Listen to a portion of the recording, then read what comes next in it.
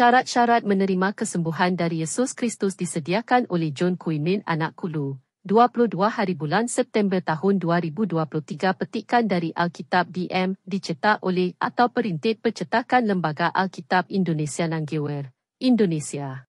Syarat-syarat menerima seperti dalam Mazmur bab 119, ayat 137 hingga ayat 138, dan dalam Efesus bab 4, bab 5, dan bab 6, kesembuhan, ini dari segi rohani, dari Yesus Kristus, seperti dalam Yohanes bab 5, ayat 14 hingga 15, melalui umat-umat yang diutusnya. Seperti dalam Kisah Rasul-Rasul bab 19, ayat 13, dan Lukas bab 10, ayat 17. Mesti mulakan dengan bertaubat bersungguh-sungguh, seperti Kisah Rasul-Rasul bab 3, ayat 19, dan seperti dalam Efesus bab 4, ayat 32, dengan melalui 100% iman, seperti dalam 1 Raja-Raja bab 8, ayat 48, untuk membersihkan, menguatkan, menyucikan bait Allah dalam badan kita, 1 Yohanes bab 1, ayat 9, sebab badan kita, 1 Korintus bab 6, ayat 19, 2 Korintus bab 6, ayat 1 hingga ayat 2, kepunyaan Tuhan.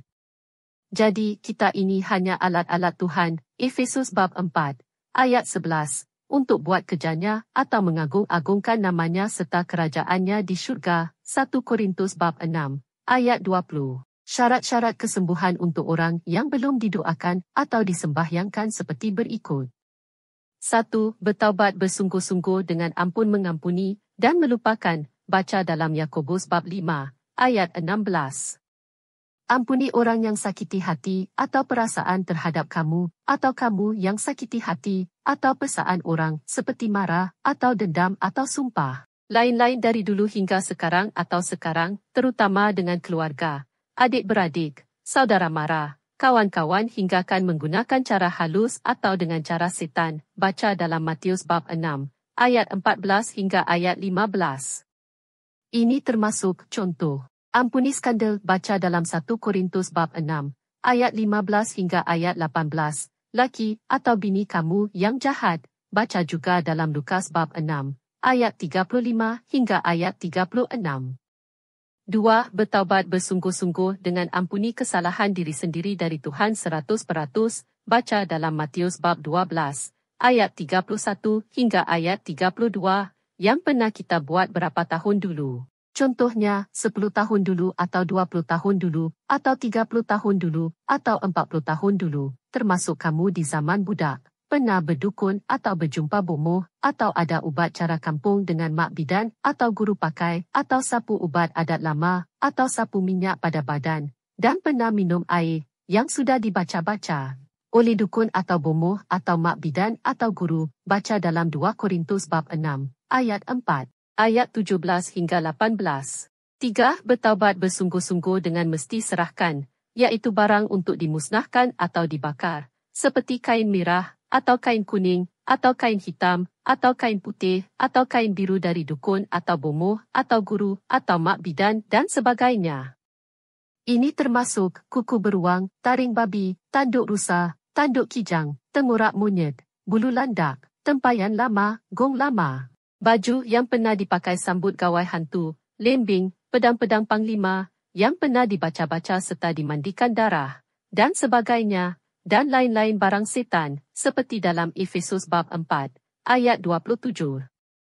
4. Mesti berterus terang tentang latar belakang rumah, atau tempat supaya ikatan setan, atau jen-jen, yang telah dibuat oleh dukun atau bomoh, atau guru, atau mak bidan sebagai pelindung, atau penjaga di 2 atau 4 penjuru rumah, atau tempat berkenaan dapat dimusnahkan.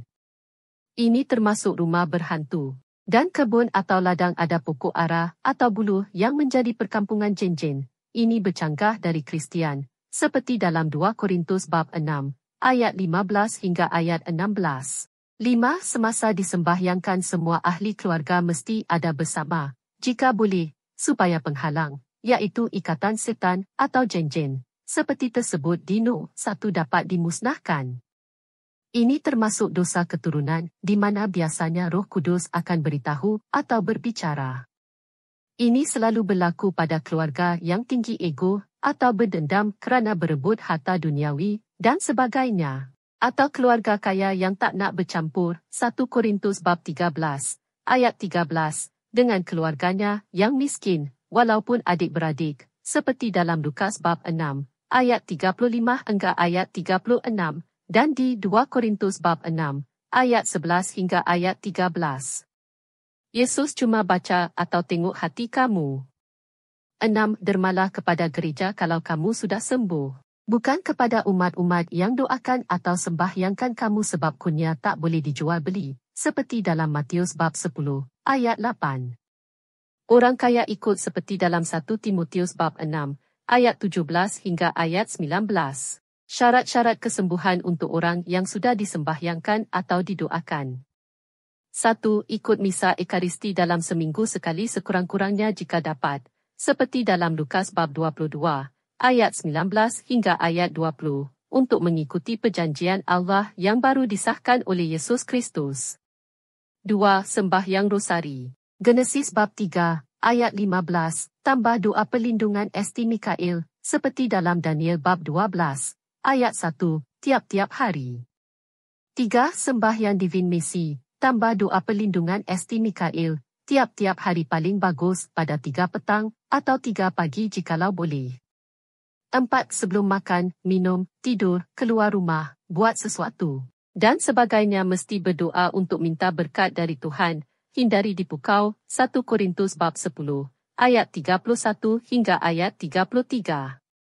5. Baca Alkitab, seperti dalam Ayub bab 22, ayat 22, dan dalam Yohanes bab 1, ayat 1 hingga ayat 5, tiap-tiap hari, juga dalam Matius bab 4, ayat 4, dan sebab utamanya ialah setan tak dapat baca Alkitab.